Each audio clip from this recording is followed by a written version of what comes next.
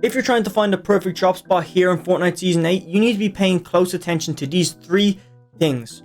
1 being loot, 2nd being kills, the 3rd being positioning, and each one of these leads into another. So if you get good loot, you're going to get a good amount of kills. If you get a good amount of kills, more than likely you're going to be able to put yourself in a very good position. But all of those also link back to a drop spot. Probably the most important part of your game is the start. If you get a solid structure to your game, the rest of it is basically free. So what we're going to be doing in this video is fully breaking down Pleasant Park. And I'm just going to say this first thing now, and I won't mention it again. But if you want a full-on POI breakdown like what we're about to do for Pleasant Park, make sure you comment down below what POI you want. Whichever one gets the most mentions down in the comments below, I will do next. And you hands down have my promise that I will do that. You boys know me, I'm honest. But with that said, let's just hop straight into annihilating this drop spot. So the number one thing that makes Pleasant Park as overpowered as it is not the fact that it has stacked loot. Like, I mean, this place has 22 chests, and I'm telling you that's not what makes it overpowered. What actually makes it overpowered is its 2 options that it offers.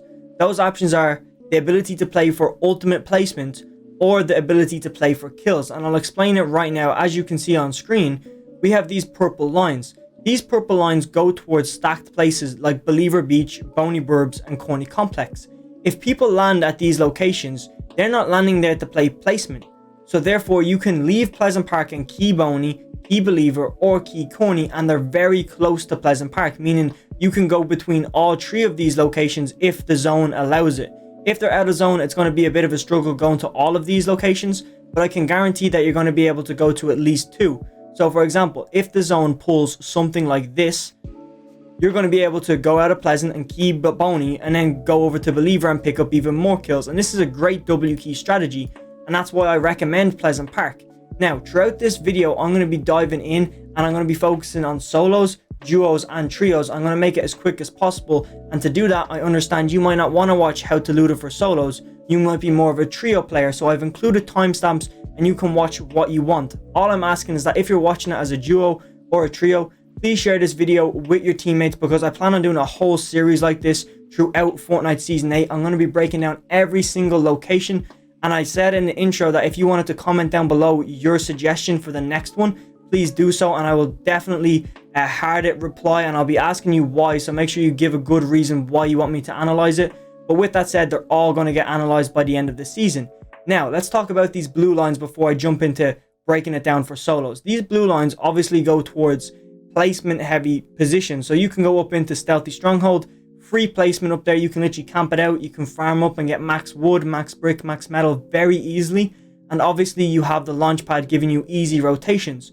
You can also rotate over to Corny Castle, which is just free as well. There's not going to be a lot of players over here, and you can sit in a box, you can do whatever you want. I'm just pointing out that there's options for people who aren't as mechanically capable as others, you know, so they might not play the game as much, but they still want to get that, you know, champs, so they do it by playing placement. That's perfectly fine. There's no right or wrong way to play Fortnite. I'm just here to advise you the 2 main strategies of Pleasant Park. Now let's hop into looking at this from a solo point of view. What I'm about to tell you is probably the most overpowered thing you've ever heard, especially when I'm talking about solos. People have what's called a perceptive block. All this means is, if I was to ask you, let's drop Pleasant Park, you're instantly focused on the buildings within Pleasant Park and not looking at the bigger picture. So me here doing my job and actually coaching you towards being a better player, I would actually point out that landing over here in solos is way better for multiple reasons. You're going to be contested less, and by landing here, I'm going to show you a route that allows you to pick up more loot than landing in Pleasant Park and looting the whole thing uncontested. That's what I'm saying. There's more loot in this route, and it can be done twice as fast as actually looting 2 or 3 buildings over here, and it's less contested. I'm going to show it to you right now, and this only works for solos, so don't try and loot over here, this section, in duos or trios, because it simply won't work because there's not enough mats to go around. As I explain this method, you will understand what I'm saying. So by landing here, you get 1 chest. You move here, you get 2. You go here, you get 3. You go here, you get 4. Then 5, then 6, then 7, then 8. Then whatever, 8 plus that, 12 potential chests so far. Then you go 13, then you go 14, then you go 15, then you go 16, 17, 18.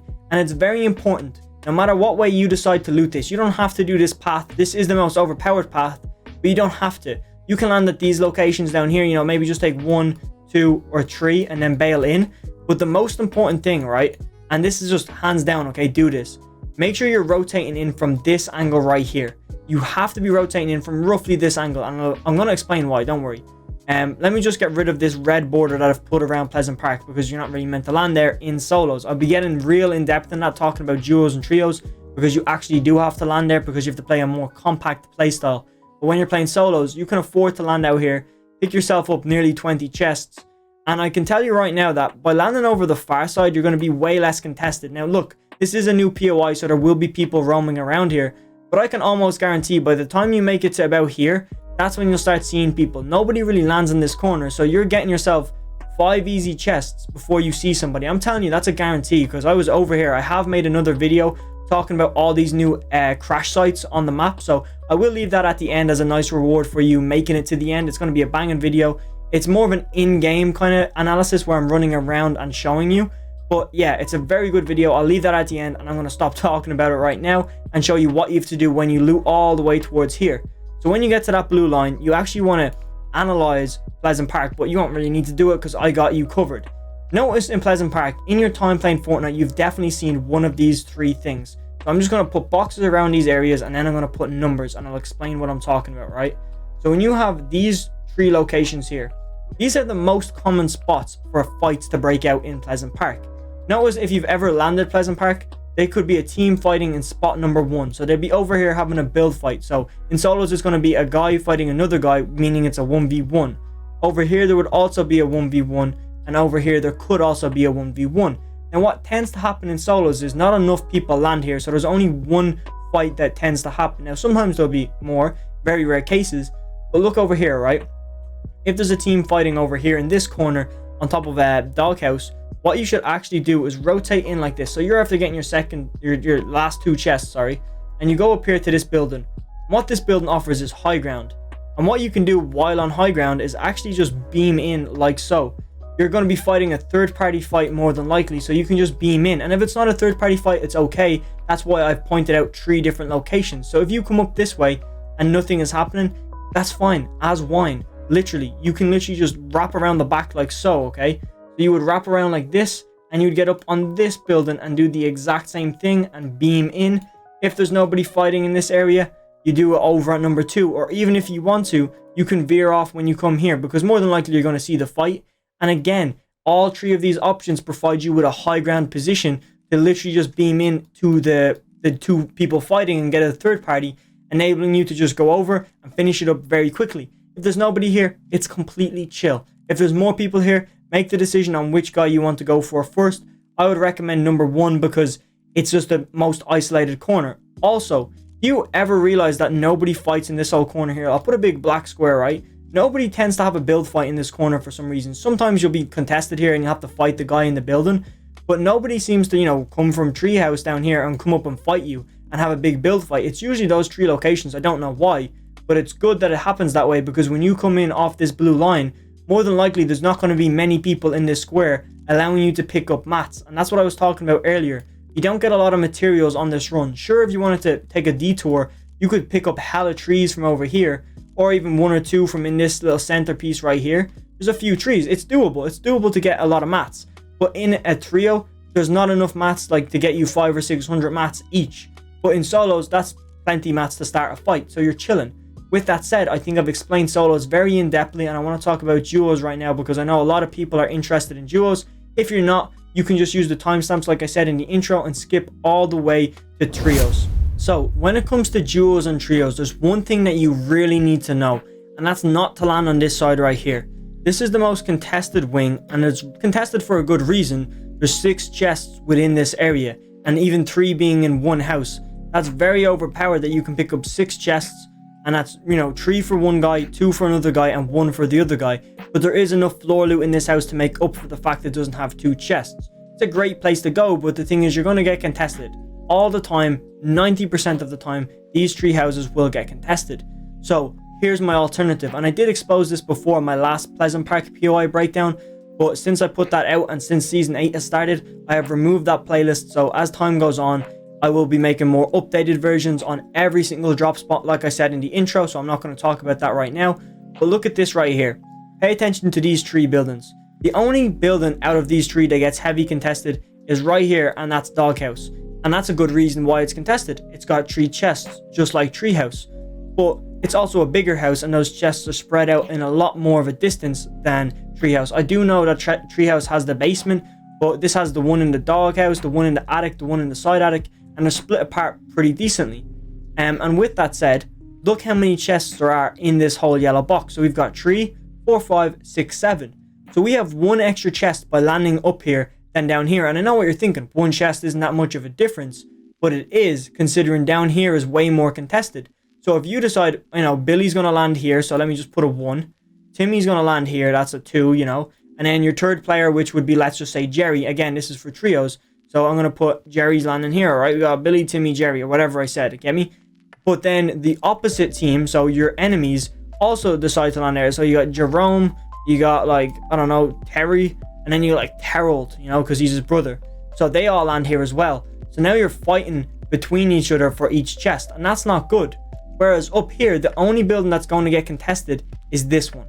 Not all the time, sometimes it varies, but you can be prepared or guaranteed that that's going to get contested. With the other 2, it might just be lucky or unlucky.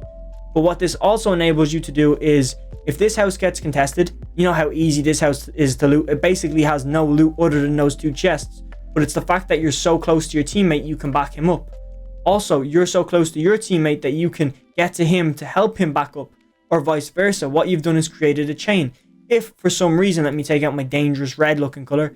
If you're the one in this house that gets contested, this is the house I prefer to land at. But if you get contested in this house, it's the same thing. Jerry in the middle can come over and help you, and your other teammate can also come over and help you. You're in such a closer formation. Now, I know down here, it's even closer. But what I'm saying is the fact that you've got 7 chests, it's not contested as much. And if one guy is contested, just one guy, all of you guys can stop looting and go to help him, because he's literally across the road and there's not a full trio on him. There might be 1 or 2 guys. Whereas if down here, you can't leave this building to help Timmy because there's a guy on you. So if you run out and you don't have a shotgun, you're just going to get blasted from the guy who landed and took your chest, or whatever the situation is. So my point is made. Up here is definitely better. And when it comes to duos, what I actually suggest you to do, okay? So this is trios, like I pointed out. 1 guy land here, another guy land here, and then the third guy land here. But in solos, what I actually suggest you to do is split this right down the middle. Let me just get rubber real quick so this makes a bit more sense. So it's to actually split this drop straight down the middle like so. And in duos, just take these 2 on the left. Now, I know what you're thinking. Why would I take 4 chests when I could land one of us here and get 5 chests? And that's because there's only 1 guy here. So again, if you get contested by a full duo, it's not worth it. So if a full duo lands here, they're getting 3 chests between 2 people. So on average, that would be 1.5 chests per person, and it obviously doesn't work like that. So one person's getting 2 chests, the other guy's getting 1 chest and a bit more floor loot. So compare that to you. When you split between 2 buildings, you're getting 2 chests each, potential obviously. So that's the thing, 3 chests might not even spawn here, and if they don't, they have to rotate down here.